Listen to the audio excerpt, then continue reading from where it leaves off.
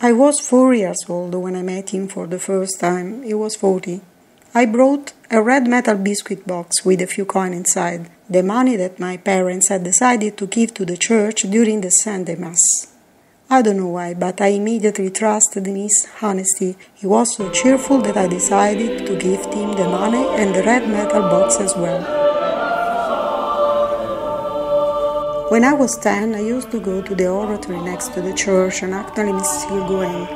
He's a saint to all the people, boys, girls, their parents who spend their time together with him, and I myself do think he's a saint. About the time, I remember above all his smile, his kindness, his caring, his consideration for me, female, as a peer person in a rotary masculine world. Growing up, I had the lucky to have his friendship, as really many of the boys and girls he cared about. Our friendship lasted 40 years till he passed away. I'm 48 now. We were like a really big family.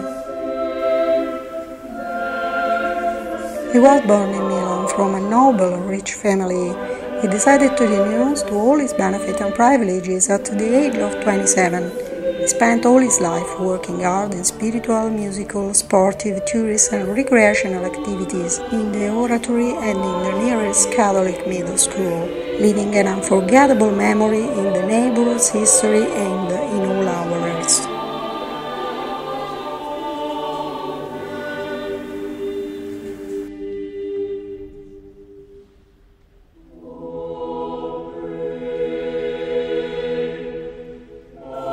In 50 years, he slowly changed as a drop-on-the-rock mentality and habits, conquering for him and for the church a recognized reliability from whom profess different religions or support distinct political parties.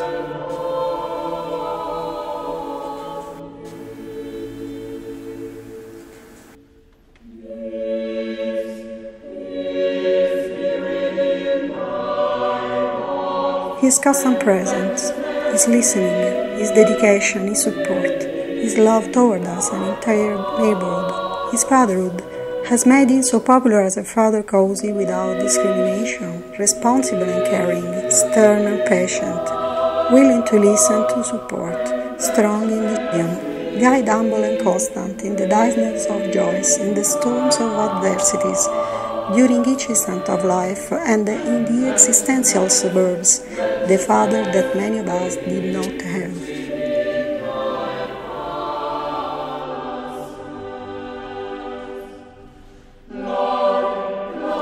All of us have always thought about him as a father. All of us loved his old grey sweater and his old dusty black shoes.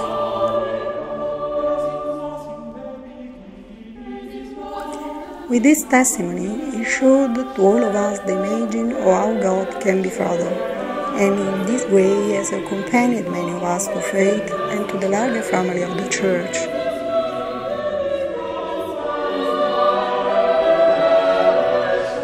He taught us about everything, how to find constellations, how to recognize the H.Purcell, how to make statistical calculation of the number of blossoms on a cherry tree, and how to predict how many fruit. How to identify winds, and how to do weather forecasts based on the types of the routes, what it means to be a Cerqua, a special guide for young during trekking, with gaiety, light, assertiveness and responsibility, how to escape to his famous child jokes, but, above all, how to orient ourselves to face our choice of life, sometimes so impossible, with confidence.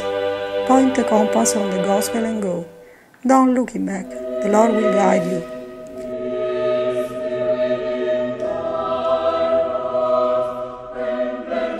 A simple and joyful faith, with contemplation and constant reflection on the little things, on every aspect of nature, in which everything is assigned to the eyes from whom know how to look at. He showed us how life is, like a mountain trekking longer with ascents and descents, luxury and hunger, loneliness and companionship, health and disease.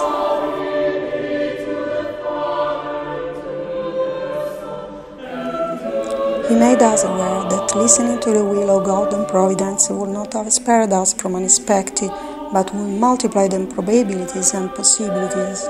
then people that the Lord put close to us are more interesting experience and destination or journey itself.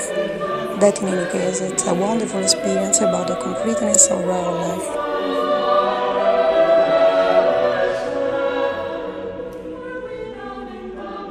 He was, for me and for all of us, continuous source of encouragement and support in every situation. Thanks to him, I've studied in several universities, I trained the female volleyball team, I reviewed these books, I worked in preparing the parish bulletin, I printed and assembled hundreds of school books, I learned something in administration, in public relations, agencies and private.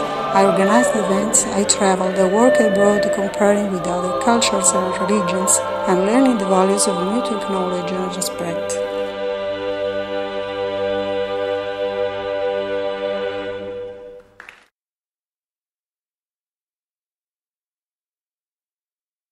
In a word, it taught me how starting a new venture without fear, in complete trust in the Lord's plans and my abilities, you can achieve everything if the Lord wants. Thanks to him, I've been a teacher in a primary school with pupils 6-10 aged for 27 years. I will be happy to be able to transmit to all my students just half of what I've received from him.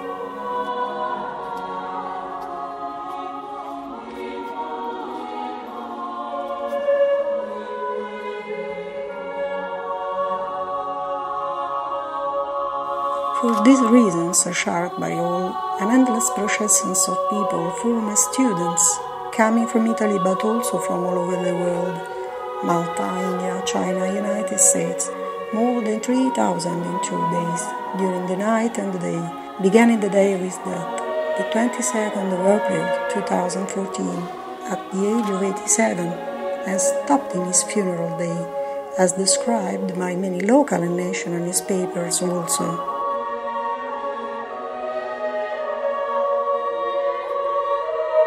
In drips and drops, attesting to the quality and quantity of his commitment of half a century, everyone full of tears in the eyes, full of his own thanks, rich of memory of his personal help, everyone talking about their anecdotes of it manifest present in various ways, each one aware and grateful for the great gift and a great privilege to have lived as a daily and ordinary the presence of him who was instead unique and extraordinary.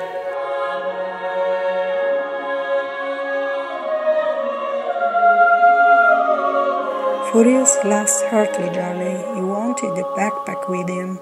That time he wasn't at the train station to greet us and to get us many water bottles as usual. That time we said goodbye to him and we told him together how much we have loved him and how much we have been missing him already. His name is Father Guido Chiaravalli, and I will never forget him. Freely adapted from my funeral speech.